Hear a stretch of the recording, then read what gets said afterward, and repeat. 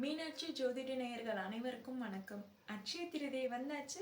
அனைவரும் நகை வாங்குறதுக்கு ரொம்ப ஆர்வமா இருப்பீங்க. எந்த கடையில எந்த மாதிரி டிசைன்ல எந்த மாதிரியான நகை வாங்கலாம், வளையல் வாங்கலாமா, செயின் வாங்கலாமா, கம்பல் எடுக்கலாமா, அட்லீஸ்ட் ஒரு குண்டுமணி தங்கம் ஒரு மூக்குத்தியாவது எடுக்கணும் அப்படின்னு நிறைய பேர் ரொம்ப ஆவலோடு எதுக்காக காத்துட்டு இருக்கோம்.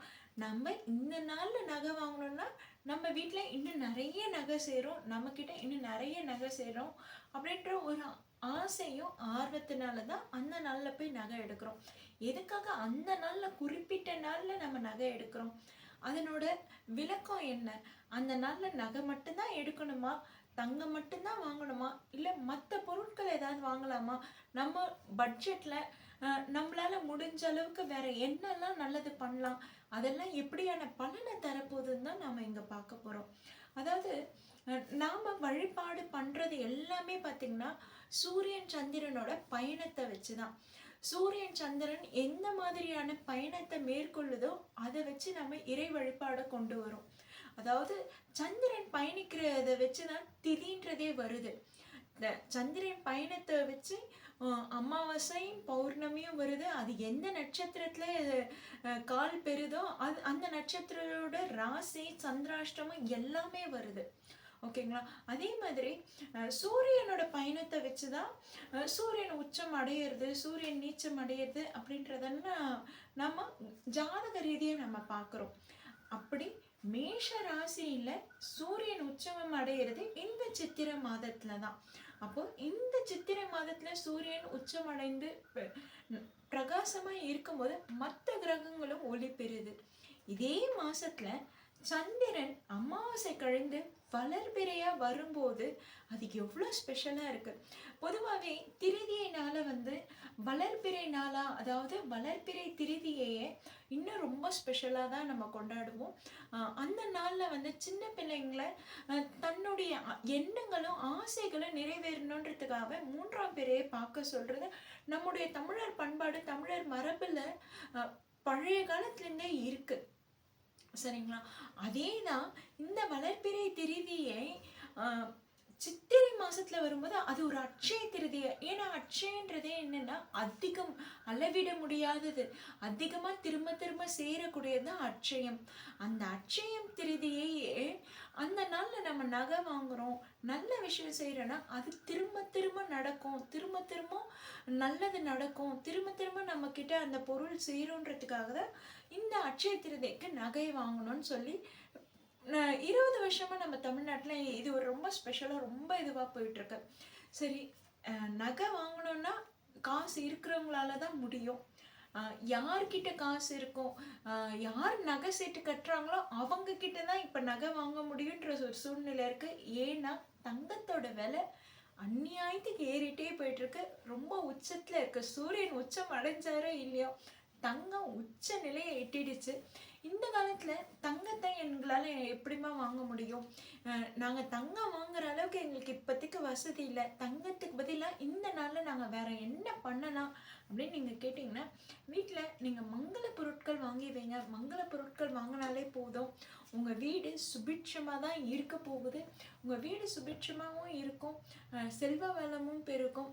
அதே நேரத்துல இந்த நாள்ல நீங்க தான தர்மங்கள் அதிகமா செய்யும் போது அதனோட புண்ணியங்களும் அட்சயம் மாதிரி அதிக அளவிட பெருகும். சரிங்களா? ஸோ இந்த நாள்ல நீங்க தங்கம் மட்டும்தான் வாங்கணும்னு இல்லைங்க, மங்கள பொருட்களான மஞ்சளும் வாங்கலாம், உப்பு வாங்கலாம், அரிசி வாங்கலாம், பச்சரிசி வாங்கலாம். அதே மாதிரி கண்ணாடி, வளையல், இது எல்லாமே மங்கள பொருட்கள் தான். மஞ்சள் குங்குமம் வாங்கி நம்ம 4 பேருக்கு கொடுக்கறதுக்கும் கூட ரொம்ப மங்களமான விஷயம். இந்த நாளில் நம்ம இல்லாதவங்களுக்கு, எளியோருக்கு, ஏழைகளுக்கு உணவு கொடுக்கறது ரொம்ப ரொம்ப நல்ல விஷயம். இதெல்லாம் பல புண்ணியங்களை சேர்க்கும். ஸோ நல்ல நாளில் நாம் வீட்டில் இருக்க காசை எடுத்துகிட்டு போய் நகை கடைக்கு கொடுத்து நம்ம அவங்கள தான் நம்ம பணக்காரங்களாகவும் அவங்களுக்கு தான் இன்னும் அதிக நகை சேர்ற மாதிரி தான் நம்ம பண்ணுறோமே கண்டி, நம்ம வீட்டில் பொருள் எப்படி சேரணும், நம்ம வீட்டில் பணம் எப்படி சேரணும், நம்ம எப்படி செல்வ செழிப்பாக இருக்கணும் நம்ம யோசிக்க ஆரம்பிச்சோன்னா நாம் முதல்ல தான தர்மம் பண்ணுறதை தான் முதன்மையாக எடுத்துக்கணும். அந்த நாளில் நீங்கள் எல்லாருமே நகையை வாங்குறத ப்ரியாரிட்டியை கம்மி பண்ணிவிட்டு தான தர்மத்துக்கு அதிக முக்கியத்துவம் கொடுங்க. அட்லீஸ்ட் ஒருத்தருக்காவது அந்த நாளில் ஒரு சாப்பாடு வாங்கி கொடுங்க. சாப்பாடோடு தண்ணி, அந்த நாளில் சாப்பாடு வாங்கி கொடுக்கறது ரொம்ப ரொம்ப நல்லது. நீங்கள் அட்சய திருதிக்கு உங்களால் முடிஞ்ச தான தர்மங்களை அதிகமாக பண்ணுங்க. உங்களோட பூஜை அறையில் கல் உப்பும் மஞ்சளும் குங்குமமும் கண்ணாடியும் வாங்கி வைங்க. அதுவே போதும். அட்சய திருதை அன்னைக்கு என்னெல்லாம் பண்ணலான்றது நம்ம பார்த்தாச்சு. இப்போ இந்த வருஷம் அட்சய திருதை என்னைக்குன்றது நான் பார்க்கணும்ல. அதாவது திருதியை எந்த தேதியில் தொடங்குதுன்னா ஏப்ரல் 29ஆம் தேதி இரவு 7 மணிக்கு தொடங்குது. மறுநாள் ஏப்ரல் 30ஆம் தேதி பிற்பகல் 3 மணி வரைக்கும் திருதியை இருக்கு. சூரியன் இருக்கும் நேரம் இருக்கும் திதி என்னைக்கோ அன்னைக்கு தான் அந்த நாளை கொண்டாடப்படும். அதனால சூரியன் இருக்கிறது திருதி அன்னைக்கு என்னைக்குன்னா ஏப்ரல் 30ஆம் தேதி. அப்போ ஏப்ரல் 30ஆம் தேதி தான் அட்சய திருதியை. அந்த நாளில் என்ன நட்சத்திரம் வருது? ரோகிணி நட்சத்திரம். ரோகிணி நட்சத்திரன்றது சந்திரனுக்குரிய நட்சத்திரம். அது சுக்கிரனோட ராசியில இருக்கு. அதிபதி ரிஷப ராசியோட அதிபதி சுக்கிரன். ரொம்ப நல்ல நாளுங்க. இந்த நாளில் நீங்கள் வெள்ளி பொருட்களும் வாங்கலாம். தங்கம் மட்டும்தான் வாங்கணும்னு இல்லை, வெள்ளியும் வாங்கலாம்.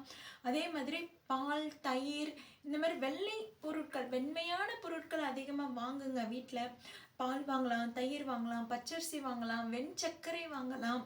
அதே மாதிரி நீங்கள் தானமாக கொடுக்கறது தயிர் சாதமாக வாங்கி கொடுங்க. ரொம்ப வயசானவங்களுக்கு, ரொம்ப ஏழையாக இருக்கவங்களுக்கு வெள்ளை உடைகளை தானம் கொடுங்க. இதெல்லாம் ரொம்ப நல்ல நாளாக, ரொம்ப உகந்த நாளாக வருது. இந்த ஆண்டு அட்சய திருதி ரொம்ப உகந்த நாளாக ரிஷப ராசி ரோகிணி நட்சத்திரத்தில் வருது. ரிஷப ராசியே சுக்கிரனோட அதிபதி தான். ரோகிணி நட்சத்திரம் சந்திரனுடைய நட்சத்திரம். அதனால இது ரொம்ப நல்ல நாளாக இருக்கிறதுனால நம்ம தங்கம் மட்டும்தான் வாங்கணும் இல்லை, வெள்ளி பொருட்களும் வாங்கலாம். வெள்ளை ஆடைகளை தானமாக பண்ணுறது ரொம்ப ரொம்ப நல்லது. தயிர் சாதத்தை தானம் பண்ணுங்க, அது இன்னும் நல்ல பலன்களை தரும். ஆக இந்த அட்சய திருதி நாளில் நம்ம தங்கம் மட்டும்தான் வாங்கணும்னு இல்லைங்க.